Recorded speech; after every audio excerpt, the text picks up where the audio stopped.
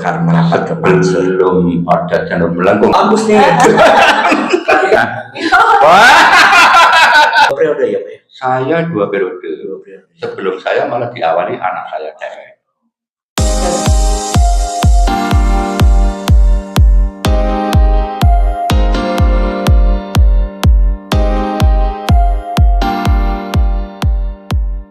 Putra Pratama kali ini akan membahas topik yang sedang hangat-hangatnya di Kabupaten Pemalang, yaitu Pilkada Kabupaten Pemalang yang sangat enak kita kulik. Sehingga pada sore hari ini, sore hari ini kita kedatangan senior yang sangat luar dari biasa. Partai Golkar, yaitu kita sebut aja namanya. Dia adalah Sekretaris Dewan Pimpinan Daerah Golkar Kabupaten Pemalang, yaitu Bapak Rabadi. Selamat datang Pak Rabadi di podcast Putra Pratama. Gimana kabarnya Pak Rabadi? Sehat? Alhamdulillah sehat. Semoga sesehat partainya Pak ya. Insya Allah. Sehat semua, sehat lahir batin ya Pak ya. Pak Rabadi, ini kita langsung aja lah. Kita pengen dengar secara langsung dari Pak Rabadi sebagai senior di Golkar ya. Ini kan pilkada sudah di depan mata nih Pak. Sementara yang namanya Gerindra dan P3 sudah menyatakan solid dan mendukung Pak Mansur dan Bobi. Golkar sekarang kemana Pak? Silakan. Terima kasih. Assalamualaikum warahmatullahi wabarakatuh. Waalaikumsalam. Yang pertama, saya mengucapkan banyak terima kasih atas undangannya. Ini suatu penghargaan yang sangat luar biasa bagi saya pribadi maupun bagi Partai Golkar. Secara normatif saya juga sudah melaporkan kepada ketua. Barangkali beliau berkenan hadir, ternyata ada halangan. Pada kesempatan ini saya sampaikan permohonan maaf ketua Anda bisa hadir. Baik, kami akan mencoba menyampaikan apa yang tadi dilontarkan sebagai Pertanyaan. memang sangat unik di Pemalang pilkada ini. Jadi incumbent berawal dari tsunami birokrasi. Sejarah ini Iya, diawali tsunami birokrasi. Tentunya kita semua tahu. ini bukan black campaign kan? Ini fakta, ini nariknya dari sana. Iya, dari sejarah. Ya, setelah tsunami birokrasi, tentunya Pak Mansur pada saat itu wakil bupati sesuai regulasi ditetapkan sebagai bupati, meneruskan pada bupati yang kena tsunami tadi. Ya, tentunya kondisi birokrasi Pemalang tidak sedang baik-baik saja. Tidak baik-baik saja. Sedang tidak baik-baik saja. Kenapa? Karena beberapa eselon 2 itu kan banyak yang kena tsunami tadi. Sementara stok PNS yang untuk menempati jenjang eselon 2 terbatas. Disitulah diambil kebijakan untuk minta persetujuan pusat. Yang semestinya untuk menggantikan eselon 2 dengan berbagai persyaratan sudah ada, tapi tidak ada yang memenuhi syarat.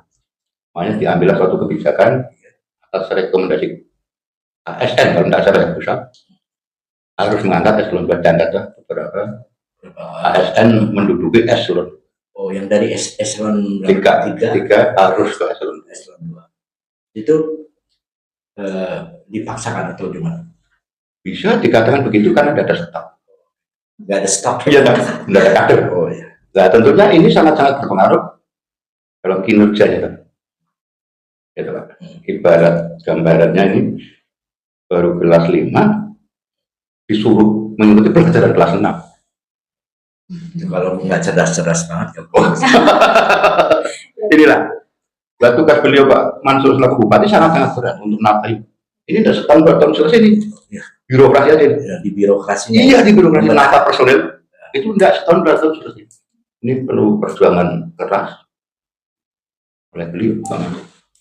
Itu kan dulu selama ini baik melaksanakan tugas sesuai regulasi. Maksudnya sebelah mata seperti apa Pak? Ya namanya kebijakan pimpinan kadang-kadang ada yang diuntungkan pasti ngalem.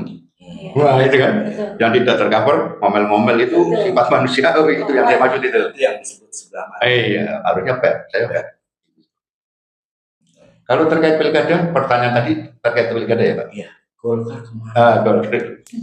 Tapi sebelum Bapak menjawab, saya cuma ada satu tadi. Tadi apa yang tadi Bapak sampaikan, artinya ada tsunami. Tapi elektabilitasnya Pak Mansur sampai hari ini berdasarkan rilis survei sampai 39% angkanya. Yang lain karena belum ada kali ya Pak ya. Bagaimana Pak? Ya, elektabilitas harus Pak, maksudnya di atas itu, pastinya. Karena beliau incumbent, beliau pegang policy. Kalau masyarakat di sana buat Malang siapa? Ya Pak Mansur Hidayat kan. Jadi kalau bicara itu karena beliau adalah incumbent dan yang lain belum kelihatan. Belum kelihatan.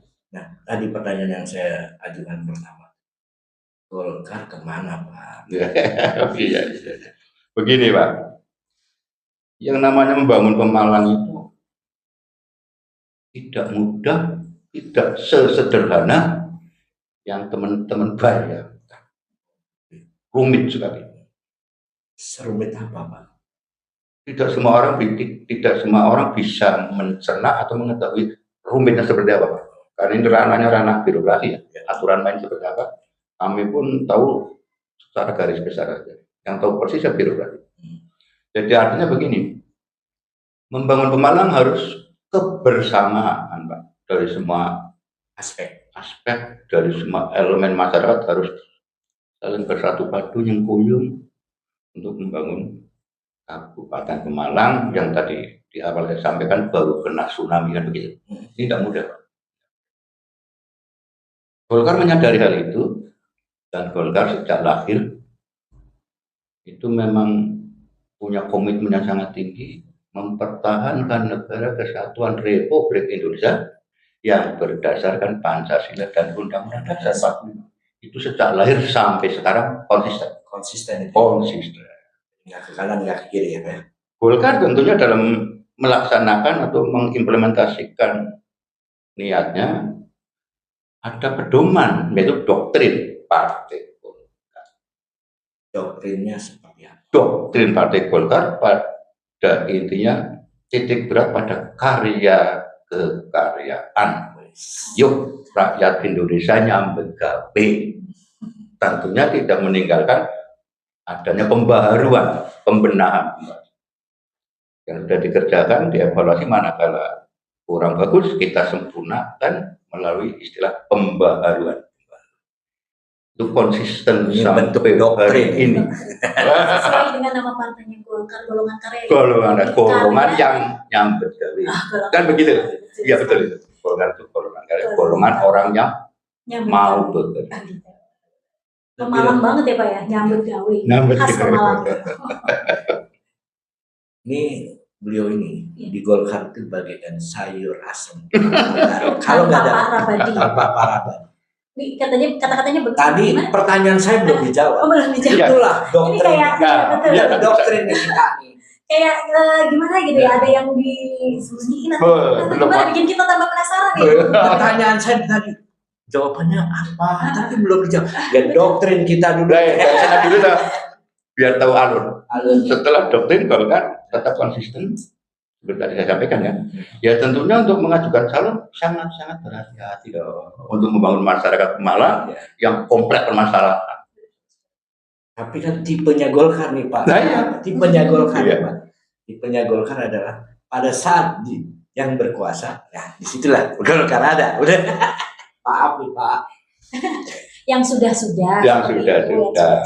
Ya betul, tidak kami pungkiri. Iya, karena Golkar mendapatkan diri sebagai negarawan bukan dicetak, bukan mencetak kader sebagai oposisi. Jadi kekaryaan tadi. Kembali lagi doktrin. Masuk ya? Masuk Parabadi. Ya, terkait pertanyaan tadi Golkar kemana? Ya tentunya ini yang kita tunggu. Golkar kan tahu diri dong, Polri cuma 7. Iya kan? 7 tentunya selama ini sudah melakukan komunikasi politik terhadap partai-partai. Ya tentunya yang namanya komunikasi kan untuk menemukan satu kesamaan pandang menghadapi pilkada. Kalau bahasanya politik itu mencari platform yang sama, daripada kesamaan pandang aja. Selama ini Intan komunikasi dengan PDI Perjuangan ya, dengan PKB, dengan PKS. Oh sudah ada komunikasi. Komunikasi sudah cukup lama. Ini untuk menyamakan satu pandangan. Itu yang agak berat. Agak rumit. PKS punya ciri khas, PDI punya, PKB punya, begitu. Nah, Golkar partai nasionalis. Ya, jelas saya ikut di sini. Kan begitu. Ini. Dengan ikut Pak Mansur Ya, ini kali ya. ini sudah digodok, Pak. Sudah digodok. Sampai sekarang belum. Itu campur tangan dari pusat juga ada, Pak? Ya tentunya bukan campur tangan. Setiap ada permasalahan, setiap ada dinamika, kami informasi ke atas. Itu pasti begitu. Tapi belum. Harapannya pusat seperti apa untuk Kabupaten Golkar Kabupaten Pemalang? Pusat itu dengan instruksi yang keras harus jadi. Maksudnya harus calon Golkar harus jadi. Harus punya calon gitu. Calon yang diusung Golkar harus jadi. Ini arah-arahnya saya tahu. Calon yang diusung Golkar harus jadi. Sementara Golkar menyadari tidak bisa ngusung sendiri. Lain. Golkar nggak mau gambling ya, Pak? Nggak mau. Siapapun nggak mau. Intinya Golkar tadi, saya sih nangkapnya tadi bahasa para Gol yang diusung Golkar harus jadi. Siapa dia? Nah, bersayap ya. Lanjut, Pak. Ya intinya itu, Pak. Sedang mengkaji kajian tingkat 2 Pemalang seperti apa, info ke tingkat 1 pusat. Turunlah beberapa arahan. Kita lakukan terus. Ini intent. Ini tidak per minggu, sudah per jam, Pak. Ada nggak Golkar artinya di PDI Perjuangan atau di PKB yang kira-kira yang potensi untuk bisa bergabung? Personnya? Enggak apa? Artinya koalisi. Oh, koalisi. Iya, sampai sekarang ya kalau seandainya sampai terjadi cuma satu calon, seandainya sampai terjadi cuma satu calon, apakah itu menunjukkan suatu demokrasi yang sehat? Menurut saya tidak. Ini lagi berdasarkan headline, Pak. Media di Pemalang ini ada menyebut Pak Anom, artinya yang akan mendapat rekomendasi. Nah, ini Pak Prabadi nih, ini dapurnya pasti tahu. Kira-kira benar nggak Pak? Pak Anom itu akan dapat rekomendasi? Ya perlu penjelasan juga. Jawabannya normatif. Kira-kira gimana itu? Jadi begini. Jadi Golkar sejak sebelum pilkada didahului pilpres dan pileg. Ya. Pak Anom satu-satunya orang yang diberi tugas oleh pusat untuk melakukan kerja politik dari sebelum Februari pileg dan pilpres sampai sekarang. Melakukan kerja politik sesukanya yang bersangkutan lah, kan begitu ya. Komunikasi dan sebagainya dan sebagainya person itu baik pada individu maupun kepada partai-partai yang ada di sana. Oh, yang melakukan lobby-lobby itu individu ya, membuat jaringan. Sementara partai melakukan komunikasi politik yang nanti mengarah pada koalisi. Jadi apa yang dilakukan Mas Anom dan partai nanti disinkronkan, kita simpulkan, oh ini tepatnya koalisi dan partai ini. Itulah dari dua sisi. Jadi sampai hari ini yang mendapatkan surat perintah.